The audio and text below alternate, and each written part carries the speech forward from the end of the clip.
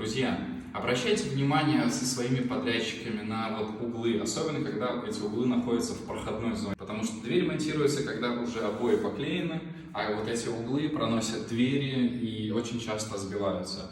Для того, чтобы защитить этот угол, подойдет любой материал. Картон, можно даже обои старые, без разницы. Но зато у вас будет чистый, ровный угол и без всяких сколов и без ничего. Опа. В дальнейшем, чтобы этот угол дальше не обдирался, есть различные варианты декора. Можно самим что-то сделать из такого же наличника, допустим, заказать просто побольше наличника у дверных компаний.